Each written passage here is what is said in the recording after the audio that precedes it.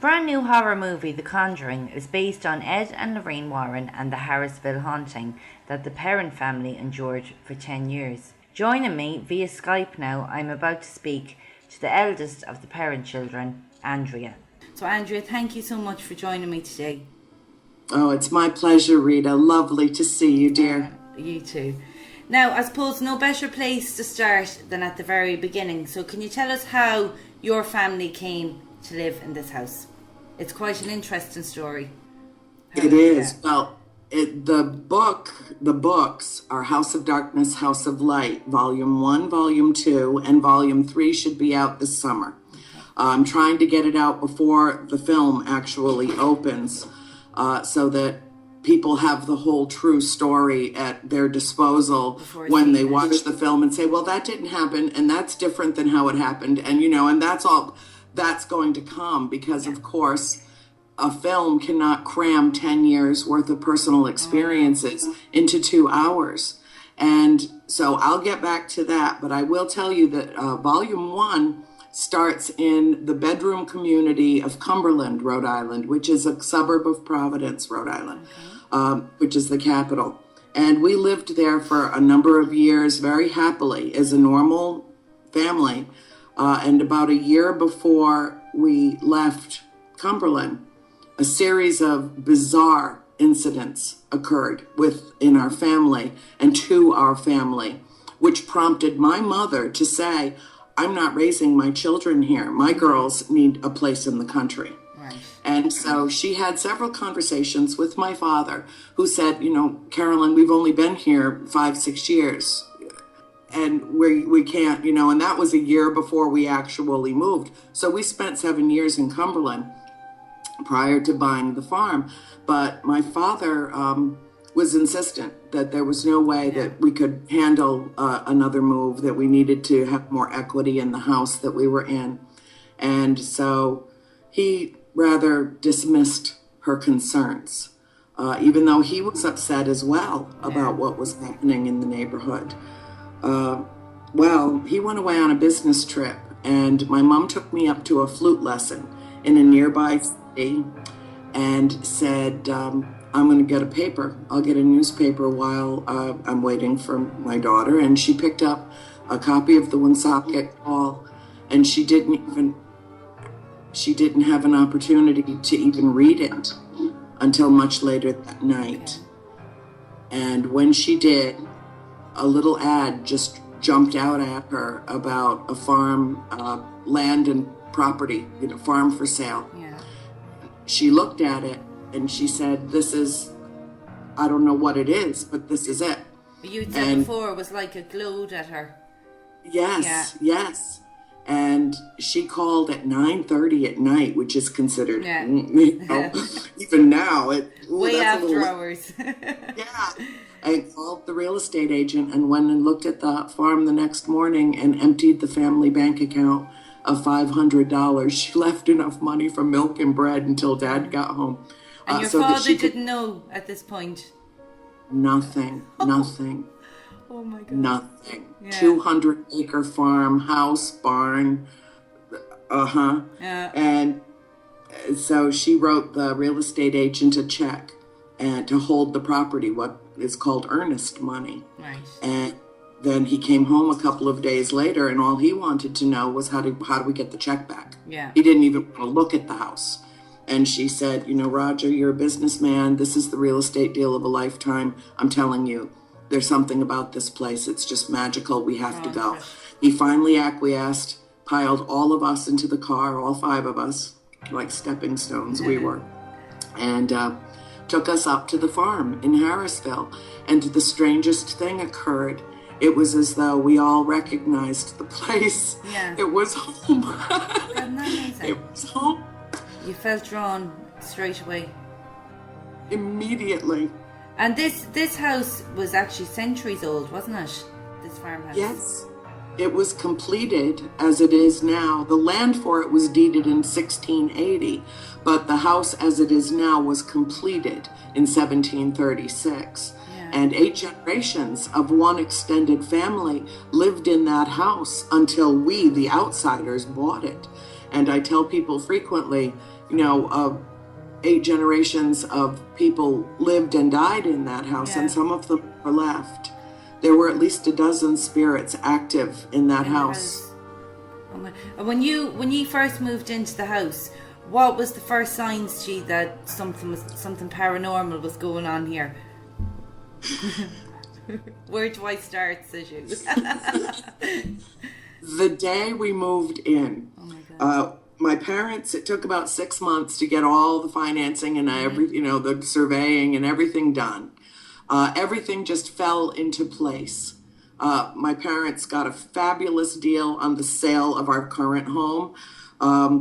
It was, my sister Christine went to school one morning and said, we're going to buy a farm and we're selling our house. Well, one of the little girls in her classroom was the niece of the woman who previously owned the house. Oh. And her mother wanted to buy it.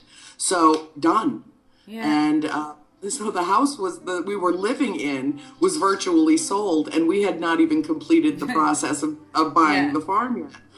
But everything fell together, and they closed on it in December of 1970. Right. We move in until my mother said, under no circumstances are we having Christmas and moving at the same time. So we stayed in Cumberland for Christmas, and then we moved the first week of January 1971 in the middle of a snowstorm.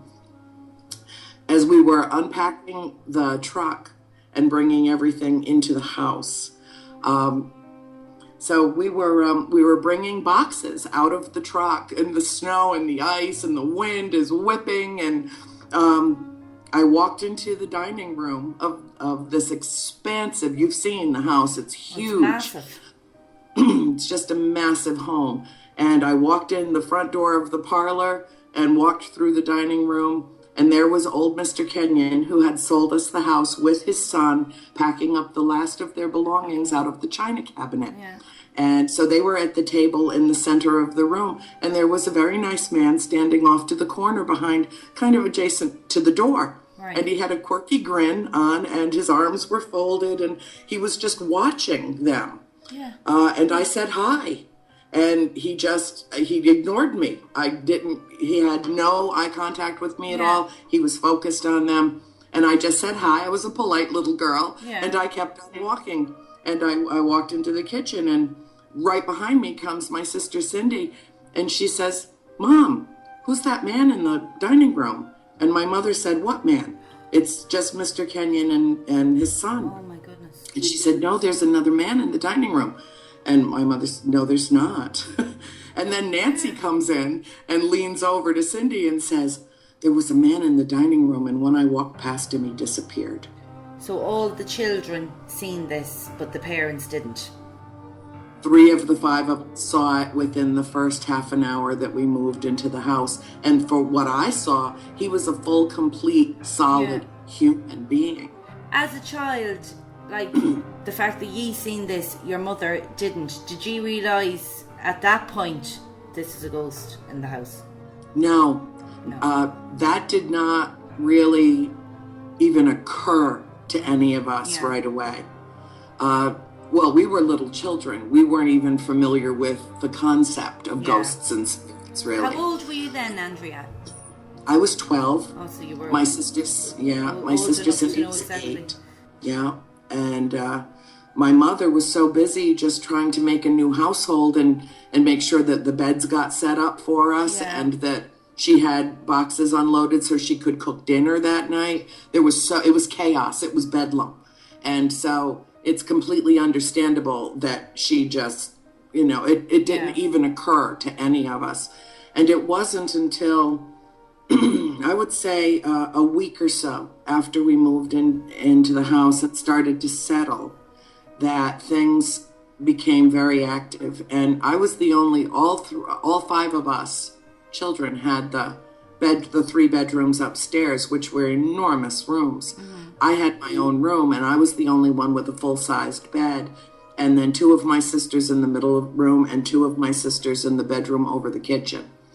And I would wake up every morning with a pile of children, of my siblings, in bed with me. And I didn't understand, I thought, okay, it's winter, we're all freezing to death in this house. no matter how high my father turns the thermostat. They never heat it up.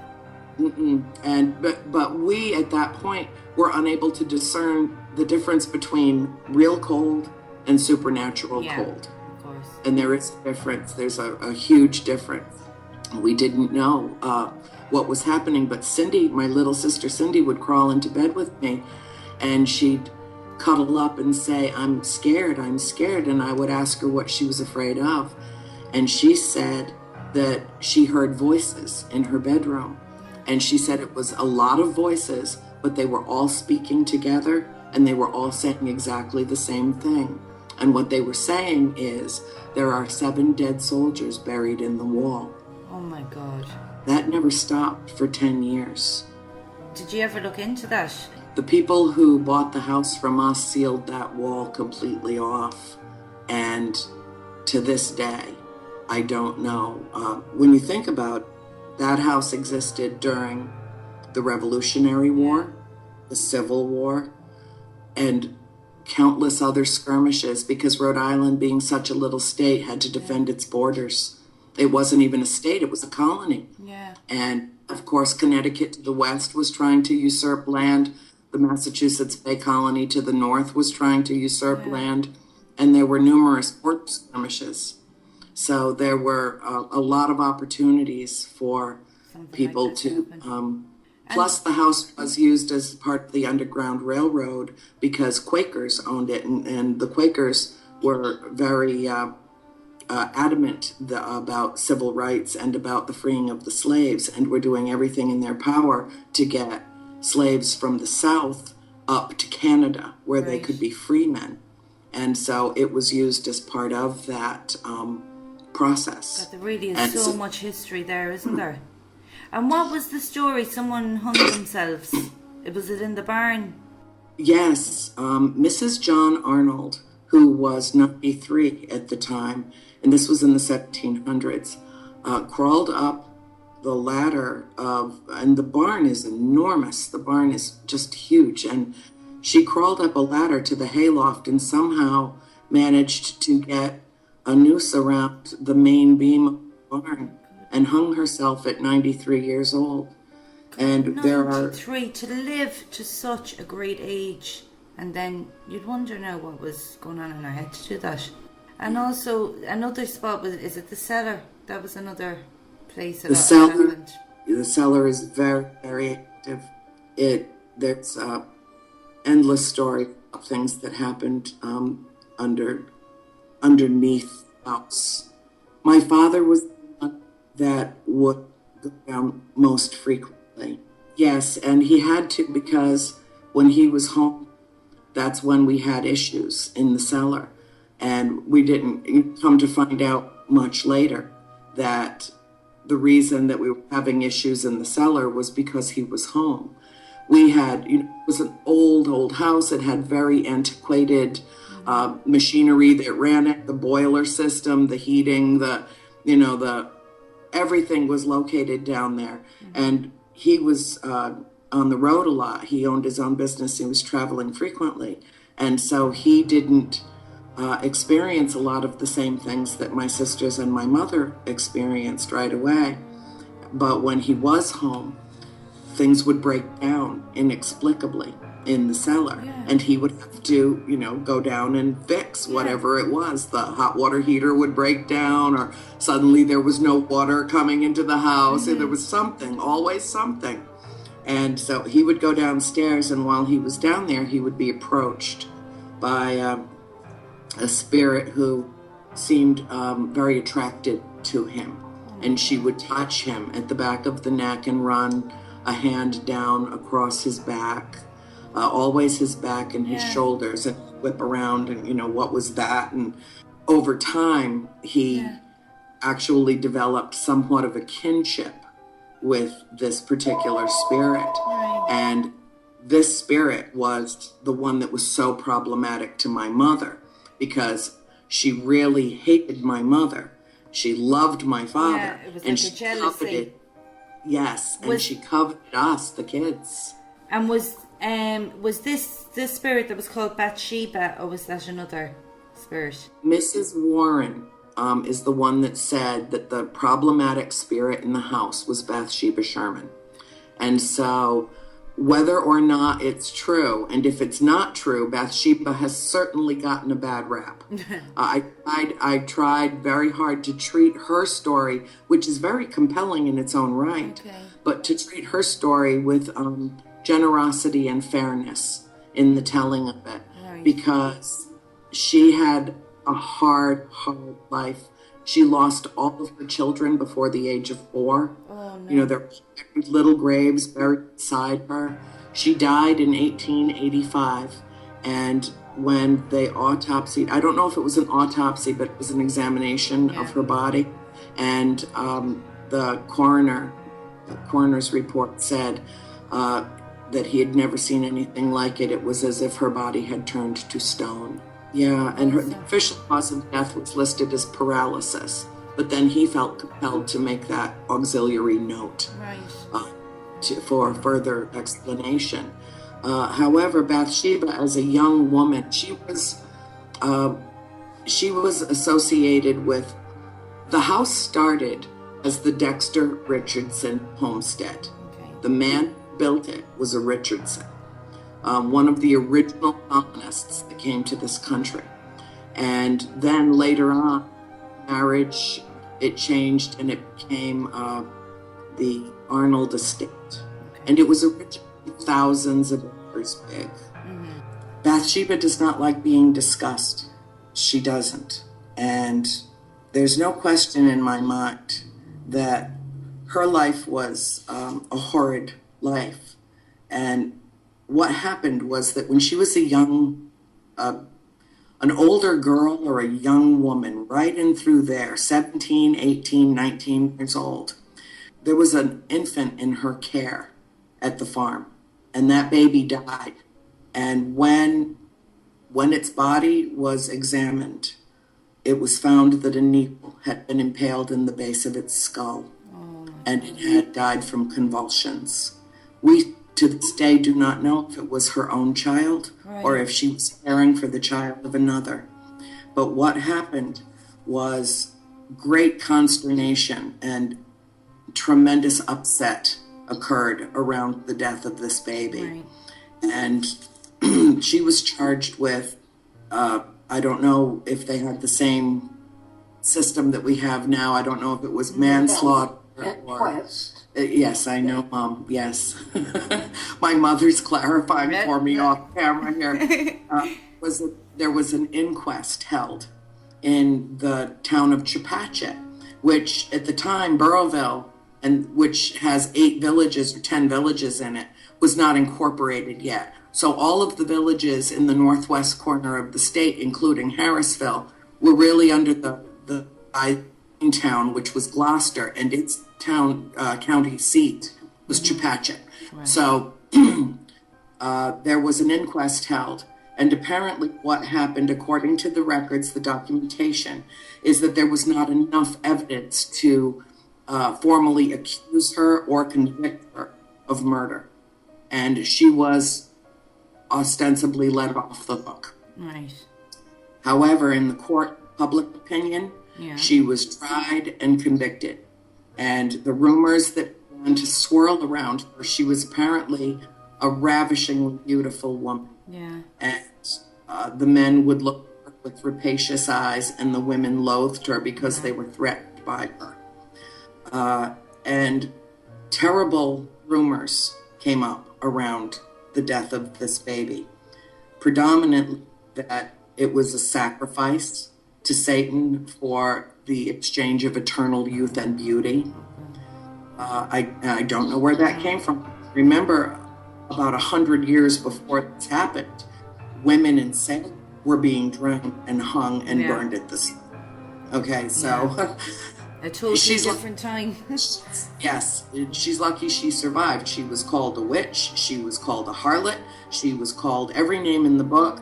And she was virtually relegated to a life of solitude because she could not really interact with people. Well, she ended up getting married to a man named Judson Sherman, and apparently lived together for many years. And I don't know if she lived all of her time at our farm or at the adjacent Sherman farm, because that's where his family was from. But when we moved there, we met a lovely elderly man named Mr. McCutcheon. And I changed his name a little bit because I couldn't reach any family members to use his name exactly, Mr. McCutcheon in the book. And he knew her when he was a young boy. Yeah. And he didn't have a kind word to say about Bathsheba Sherman. She died when he was a young boy. And he knew that, he told my mother that she was brutal to the farmhands. She would starve them, would beat them, was just a bitter, angry old woman. God, and you could write a book about Bathsheba in itself, couldn't you? Mm-hmm. Well, essentially, have, because it's included in her story, and elements of it are included throughout the entire trilogy. And so when someone's done reading this story in total, I think they'll have a pretty clear picture of not only what she was accused of, but everything else that swirled around her in her life and then after her death. But Mrs. Warren said that she is a powerfully malignant spirit, that she isn't going anywhere. And Ed heard. Now that we're at the Warrens, I think just for the listeners who don't know Ed and Lorraine Warren, they're like the grandmother and grandfather of paranormal investigations. Yes. Do you know? Yes. And so to go back on the story a bit here now, you've moved into the house, strange things are starting to happen. Could you give us some examples of the things that were happening and how this led to Ed and Lorraine Warren being called in to the house for an investigation? We lived in the house for almost 4 years before they came. Okay. And that's a long time. Yes. And at that point, things had gotten so intense that one of my mother's close friends and confidants decided that it was time for some intervention. And she went to a seminar that Ed and Lorraine Warren were conducting in Putnam, Connecticut, which was quite close by to where we lived. And she divulged something to them. And then a young man, very young man, with a group of investigators from Rhode Island College, he himself a student at the time, Keith Johnson, showed up at our house about 6 weeks before the Warrens showed up at our house. And I don't know who called them. My mother said she's not the one that called them. Right. And yet Keith said that my mother called him. My mother didn't call him, but whoever did claimed to be my mother. Because my mom never asked for any help. She didn't want any intervention. She thought that, there was nobody out there that could help us in this situation. And so Keith and his crew showed up. Pyro was the name of their group. I don't even want to say it because I can't remember. No problem. I can't remember exactly. It's in the book. Right. He's a lovely man, and he and I are close friends all these years later. And he's the one that brought the Warrens in. And he went to a seminar that they were giving either at Rhode Island College, where he was a student, or at the University of Rhode Island, which is just down the road. Either way, it doesn't matter. He got in touch with them. And about 6 weeks after he and his group came to the farm, the Warrens showed up. Right. Quite unexpectedly. They pulled into our yard. It was just before Halloween. And they pulled into the yard and introduced themselves. And my mother is a very gracious and kind woman. And, she, of course, welcomed them. She didn't know who they were. And she certainly didn't know how famous they were. Yeah. Or she would have probably been self-conscious and nervous, But she just welcomed them into the house. And they identified themselves and said that they were here to help. And to this day, we believe that they came to help us. Yeah. The Warrens maintained all these years, 40 years since we met them, that house and everything happening within it and that property was the most significant investigation of their 50-year-long career. They said that it was the darkest, most compelling, most intense, and most disturbing of all of the investigations that they conducted. And then people must remember, they were there for the Amityville Horror, The Haunting in Connecticut, all these horror movies we've watched. It's Ed and Lorraine Warren who did those investigations. And we know how scary those stories are, so I can't even imagine what's ahead of us seeing your story when it comes to the screen at the end of the summer, if it's the worst of them all. But can you give us some examples, Andrea, of the type of things that were happening in the house? Now, I know you had different experiences. Some of you said you had a love for the spirits that were there, but then your mother had a very, very hard time above anybody, and your sister Cindy. If you could tell us a little bit about what happened. My mother really took the worst of it, because whoever the spirit was that was trying to maintain a dominant position in the house, whoever she was, whether it was Mrs. Arnold, whether it was Bathsheba, or perhaps even someone else, because there were a number of spirits, female and male, tried to maintain a matriarchal, yes, it was very important for her that she drive my mother out of the house. She didn't want her there. No. She was threatened by her. She wanted her husband, and she wanted her kids. So when you think about this in psychological terms, this was someone who was trying to usurp my mother and remove her from the picture. And after a while, when that didn't work, and she could not run her out of the house, she began a process of trying to claim her from within. And that's when it got really scary, because my mother began to change in inexplicable ways. And she was doing a great deal of research on the house at the time. Yeah. So it was, I guess, understandable that she would start to use archaic language. I think understandable that she would, she'd use the word human. And we'd say, where's that word from, Mom? Yeah. And it was coming from these ancient history books. And she was trying to do the research, because she always insisted that the spirit were not just passing through. They weren't random entities, that they were somehow attached to the house and the property. And she was correct about that. So she began her process. I'll tell you, from a very young age, I knew that someday I would tell this story, because I knew that it was so unusual what was happening to us.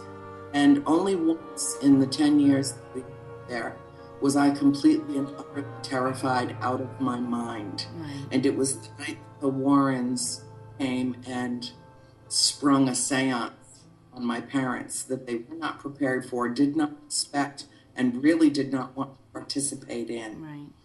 And all hell broke loose in that house. And my sister Cindy and I saw it happen.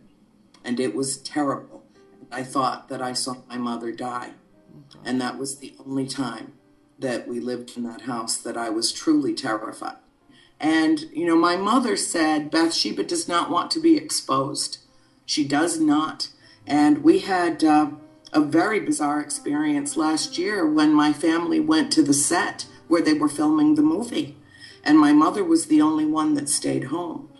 And she changed her mind at the last minute. She didn't want to go.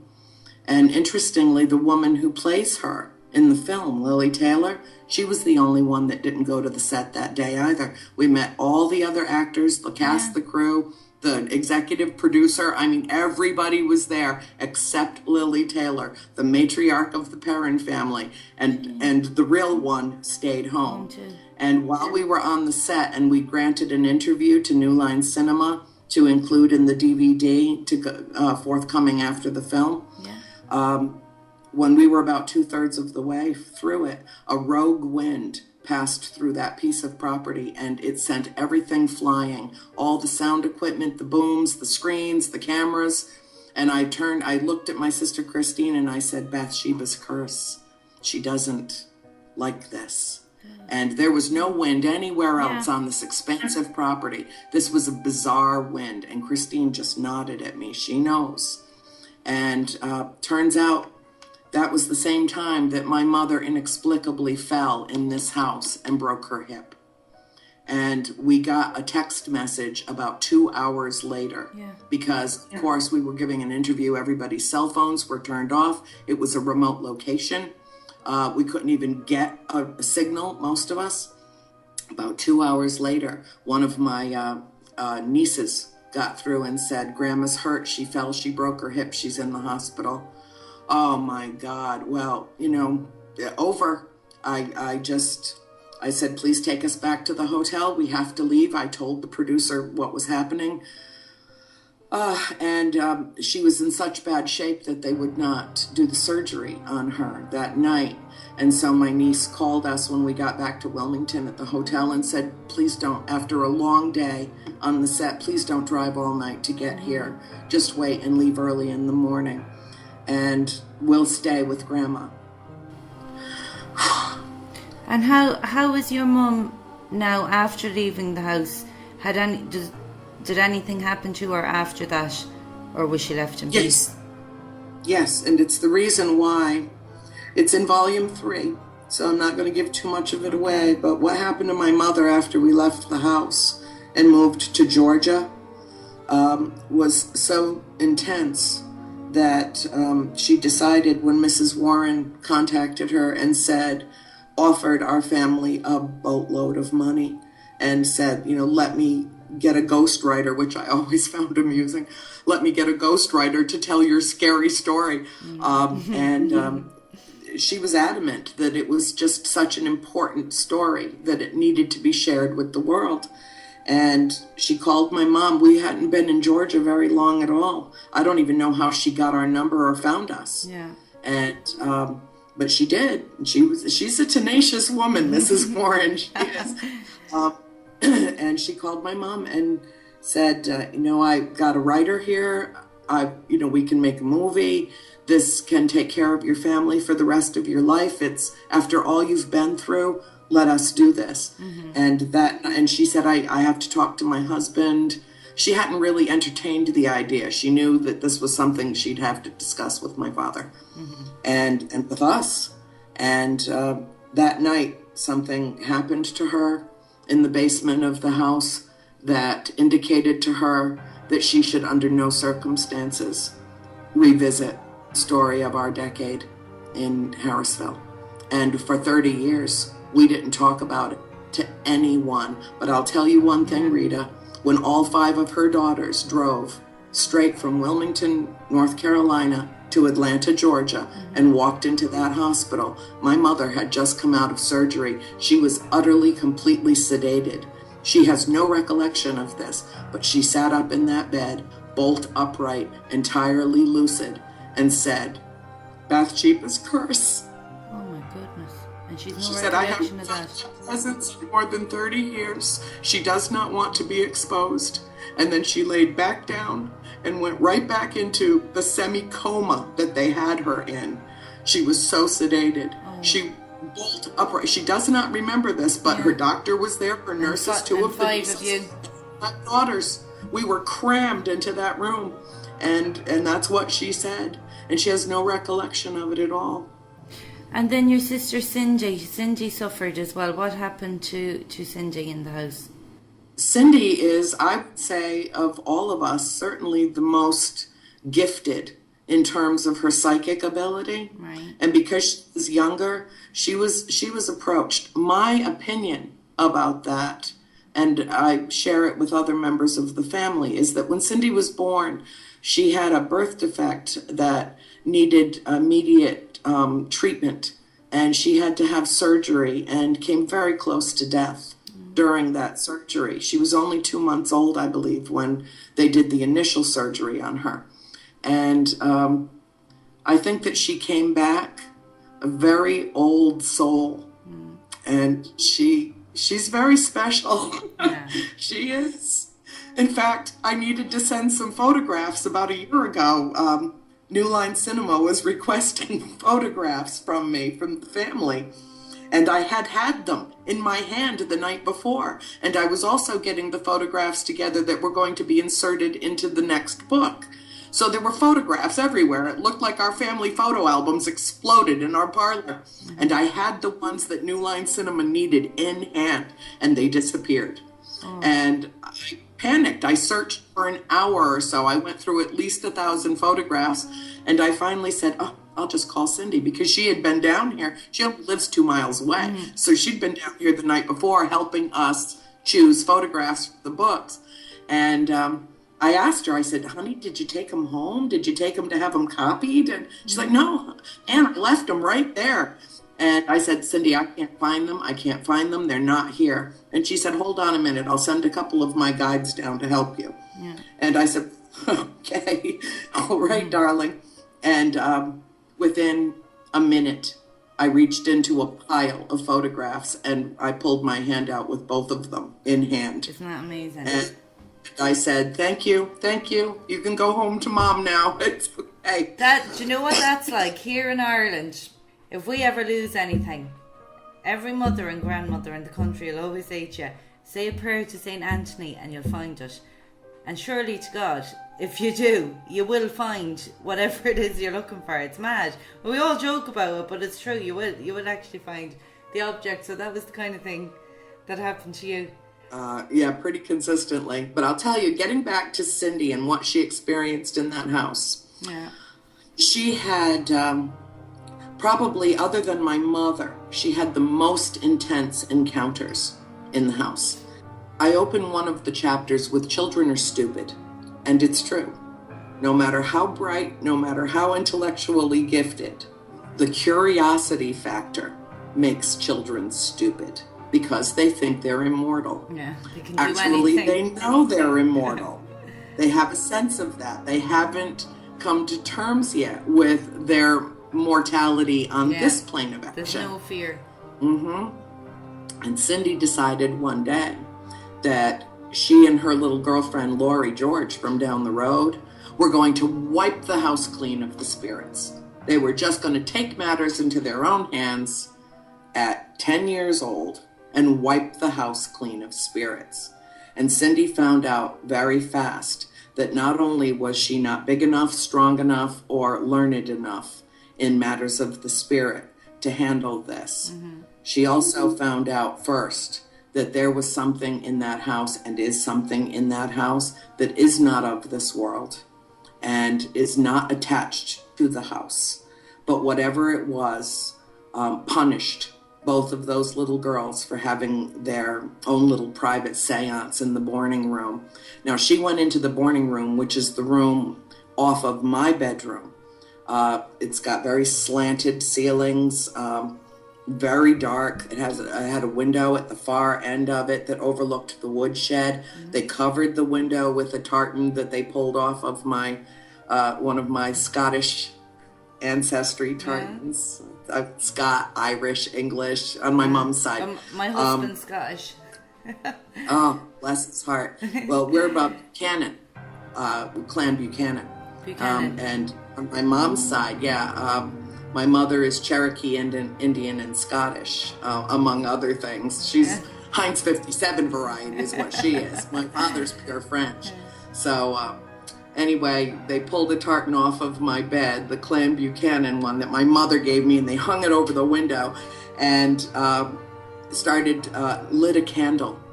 You don't light a candle in a tinderbox 250-year-old house and not know what's going to happen. Well, they were attacked.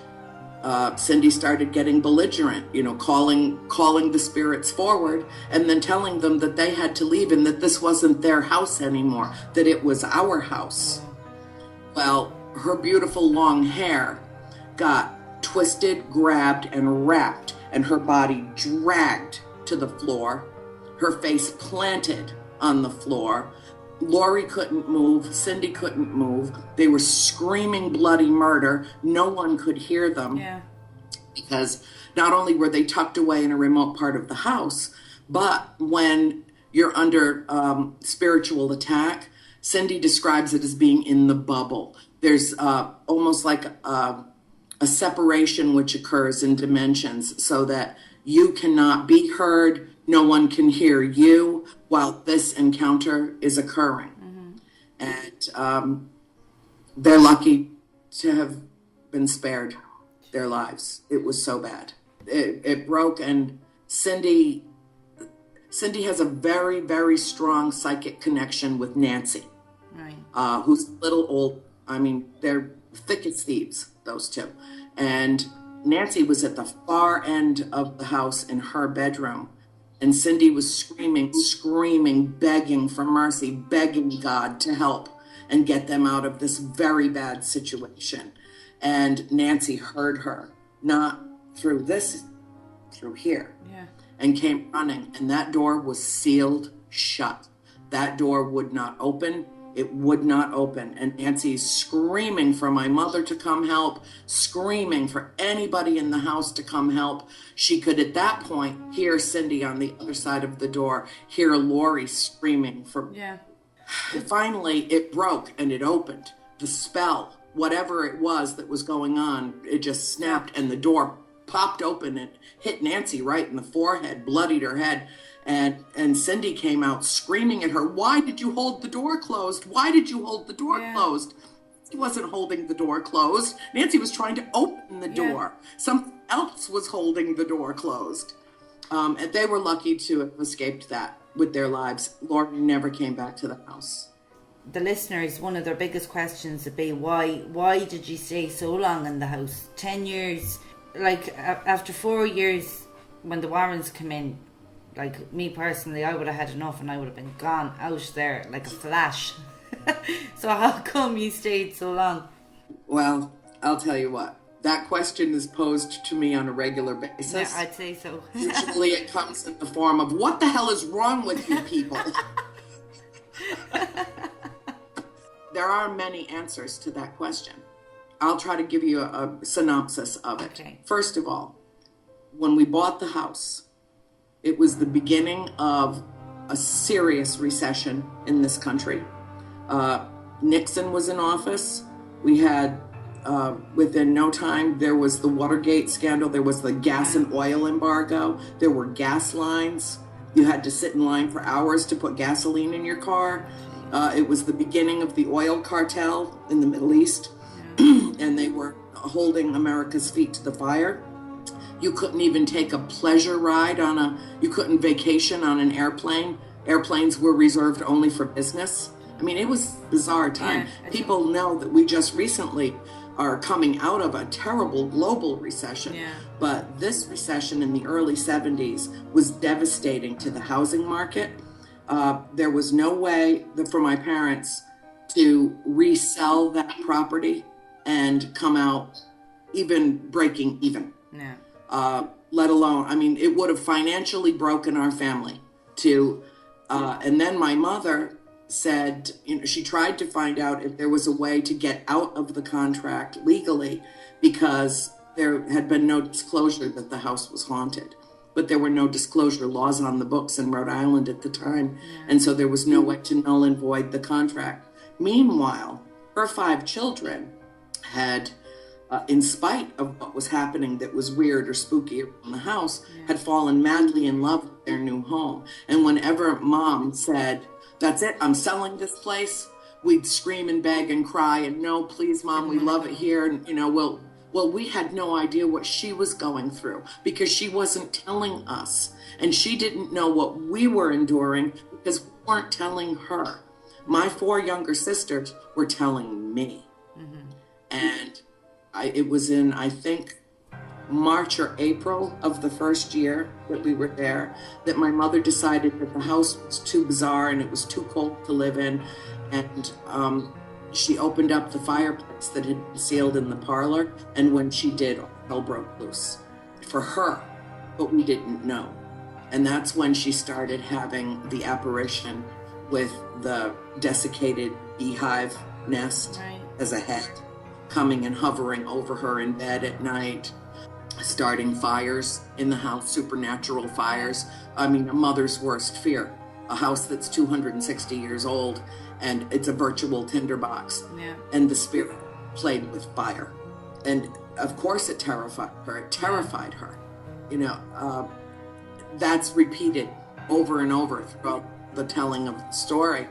But We couldn't sell the house and come out without being financially devastated as a family. We couldn't have sold the house if we wanted to, because, and I truly believe this, I believe it like I know my own name, we were supposed to at that house. We were supposed to live there for a decade. We were supposed to tell the story 30 years later. But that's it, I suppose, as well, when a lot of people ask you that question, they forget how different times were 30 years ago to what they are now.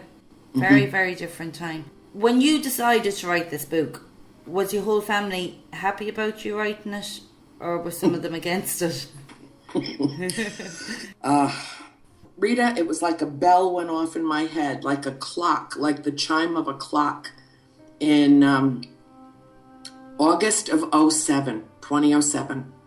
And keep in mind, I had a wonderful job.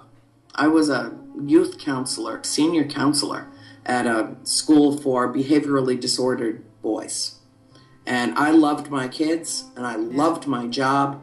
Harmony Hill School in Chepachet, Rhode Island. It's a wonderful place. And I was a senior member of the Theater Company of Rhode Island. I had been doing stage plays there in Harrisville for 20 years or more. I had a life in Rhode Island that I treasured. I loved my friends, my family, but all the rest of my immediate family had moved south and stayed in Georgia and Florida. And I was the lone holdout that stayed in Rhode Island. I came to Georgia for a few years, but then I went back. I missed my home. And I ended up, oddly enough, living in Chepachet, where the inquest occurred for Bathsheba. And built my life there and had a lovely life and was constantly on the phone with my family down here because I missed everybody so much. Something told me it was time to tell the story. It was an overwhelming compulsion. And I began with a recipe box and note cards, recipe cards. And I started writing down my own personal recollections. And I didn't tell anybody in my family for weeks until I filled the box. And then I called down here and I had a conversation with my mother and my sister Christine. And then Cindy called me back when she got wind of it. And several of my family thought that it was the right time, that they had, Cindy included, that she had heard the calling as well. My mother was reticent. Christine wanted no part of it. My father was very skeptical about it. He said this could open up not a can of worms, but Pandora's box. And he's right. He was right. And my sister April said, I don't know if I can tell my stories. They're still so painful and so close in heart. April had a tragic story to tell. It was very, very sad about the little boy that she befriended in the house. And his spirit, he told her his name was Oliver Richardson. He was one of the original spirits in the house, one of the original mortal souls that became spirit. And his story is very sad. And April's story around it is very sad. And it took her quite a while to divulge what happened with her. And she hadn't told anybody about him in the family in all the years that we lived there and since. He was her secret. And she didn't want the Warrens to come because she thought that they were powerful enough to make him go away. And she didn't want that to happen. But anyway, the thing that was so remarkable about it was that we had already gone through a series of incidents, occurrences, episodes, as it were, in the house before the Warrens came. But when the Warrens came, we'd had a relative calm period of several months where nothing had occurred at all, nothing measurable. And then when the Warrens came, it really stirred things up. And in many respects, not only did it begin all over again, but new and unusual things began to occur. And, you know, Mrs. Warren is, I believe, very psychic, and I don't think that she portrays herself as a medium. No. In fact, the night that they came, And I know that Ed was a certified demonologist, and to my knowledge, the only one in the Catholic Church that was certified in demonology that was not a priest, but a devoutly Catholic man. Yeah. And unfortunately, as adept as they were at what they did, they opened a door that they could not close.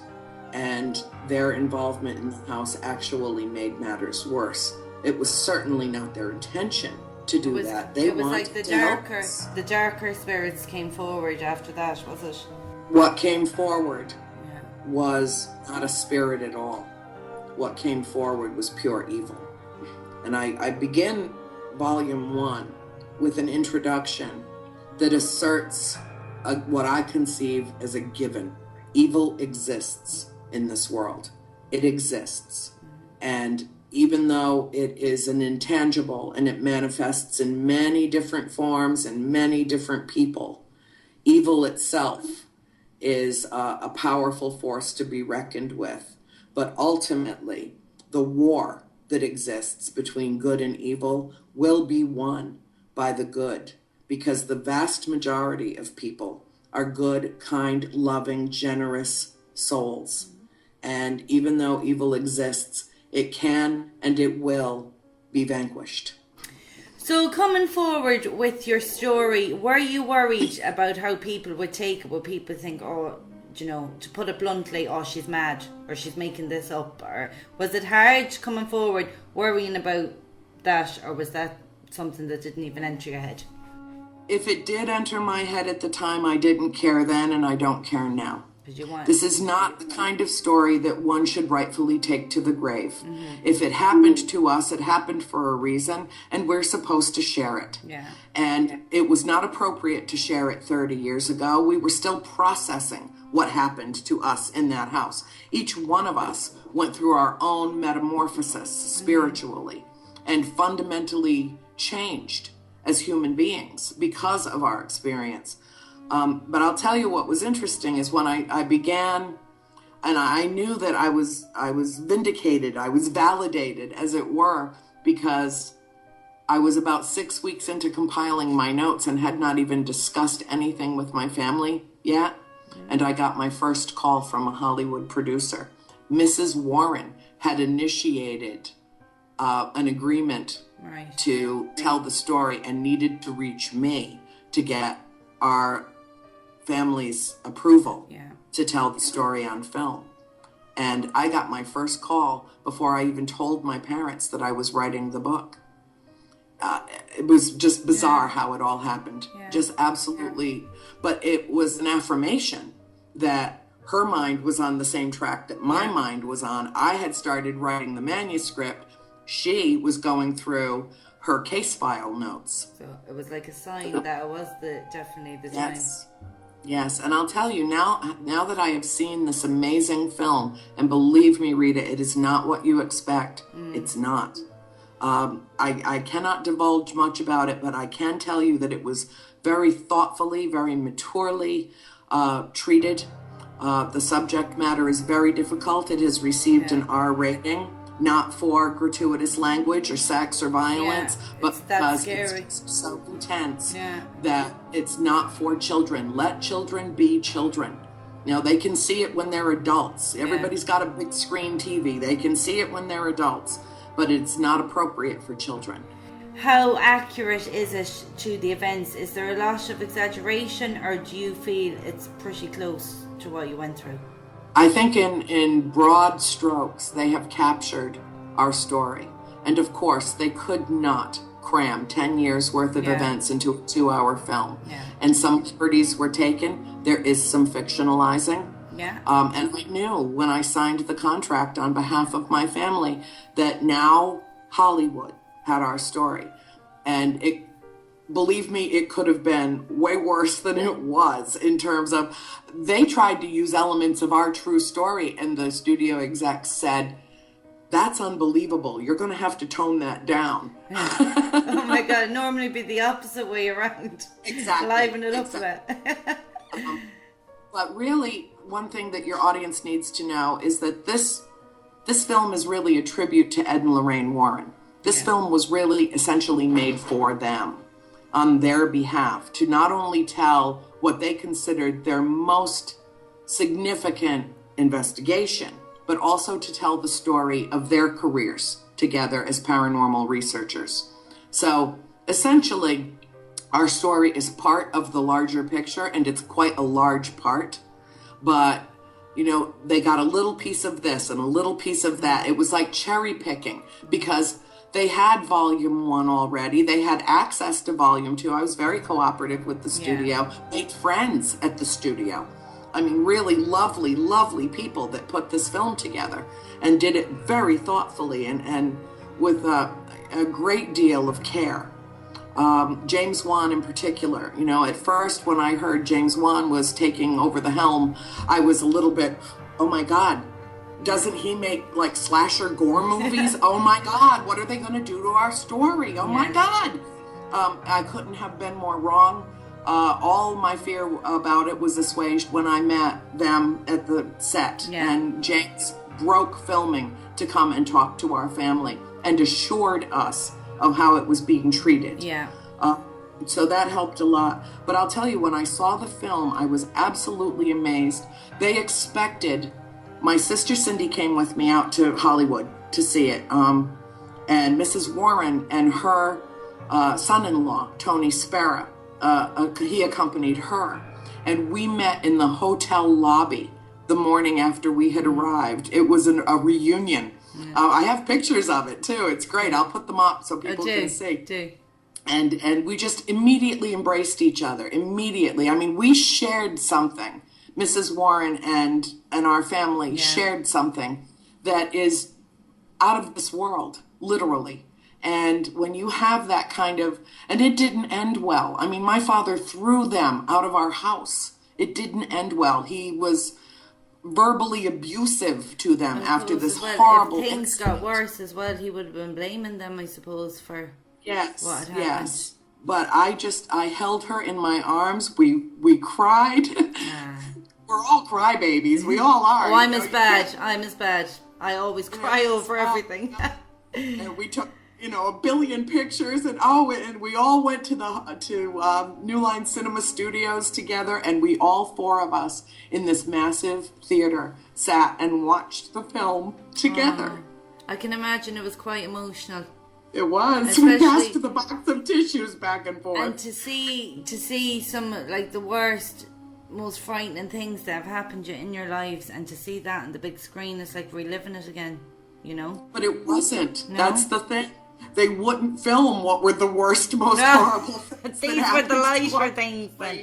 They toned it down, and they and the producers sent a the producers sent a lovely little blonde, sweet, darling girl, and she's probably in her 20s, but an intern to oversee us, to take care of us, while we were in there, to make sure that nobody freaked out, or if they did, let me show you the exit, and all of that. I mean, she was there as a caretaker to us.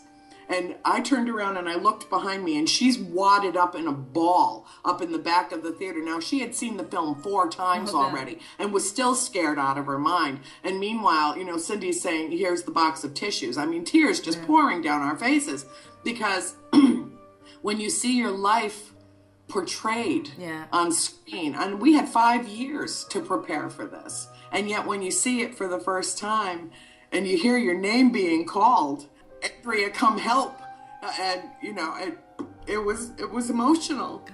How did Lorraine feel about Vera, how she portrayed her character in it?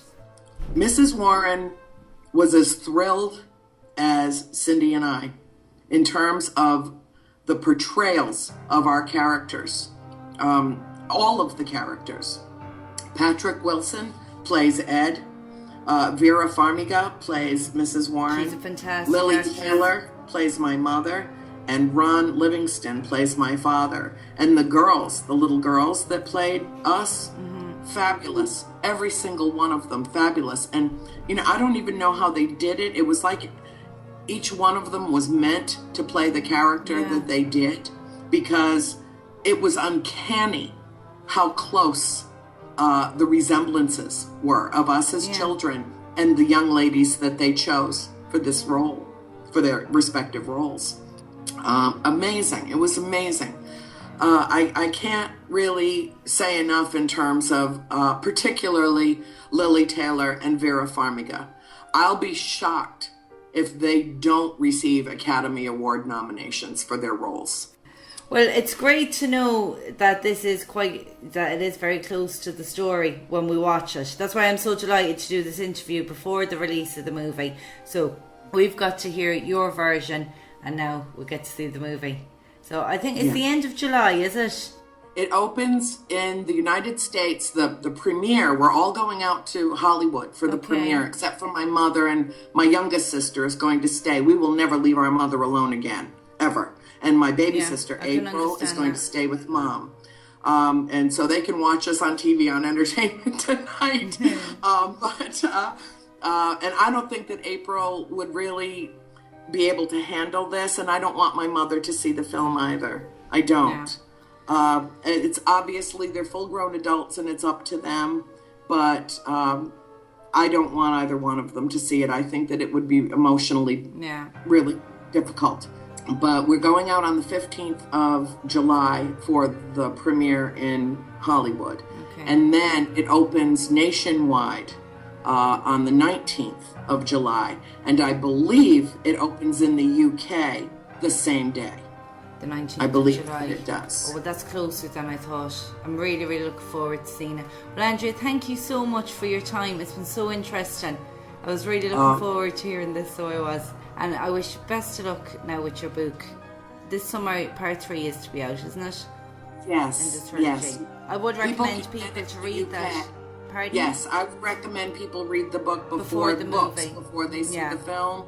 But of course, either way, 6 of one, half a dozen of the other. Yeah. But the fact is, if you want to know the whole true story of what happened in that farmhouse, you have to read the books. And it's available on Amazon, and you can get the Kindle version of it as well for anyone who's interested. And also Author House, which is my publisher, you can also go to authorhouse.com UK. They also publish out of the UK. You can get your books very fast. Perfect. And you save money on them too. I have a special arrangement with my publisher so that anybody that orders directly from the publishing company gets it for a discount. Perfect. Well, listen, thank you so much, Andrea. Absolutely delightful. Please, anytime you want me back, just Skype me and we'll just chat, okay? Just you and me. We will, definitely. It's been really enjoyable. Thanks so much, and all my wishes to your mother. I know she's hiding in the corner there. She is. It was absolutely splendid, Rita. Thank you very much, honey. We'll be in touch. We will.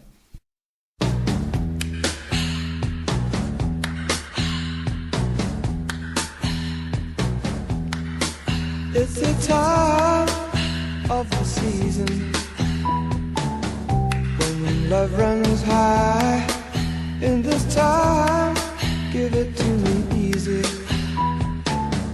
and let me try with pleasured hands to take you in the sun to promised lands, to show you everyone.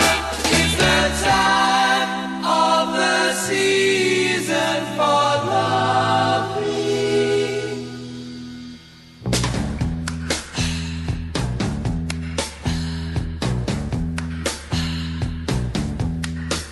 What's your name? Who's your daddy? He rich. Is he rich like me? Has he take us anytime to show you what you need to live? Tell it to me slowly. Tell you why I really want to know. It's the time of the season for loving.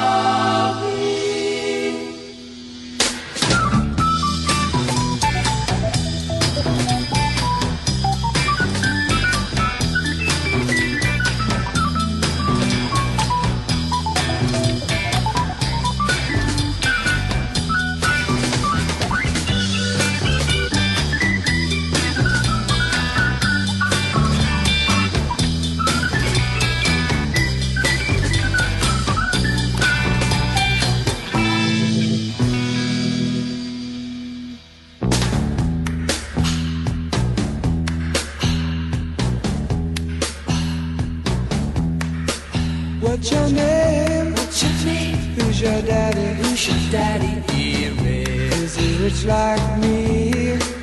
Has he taken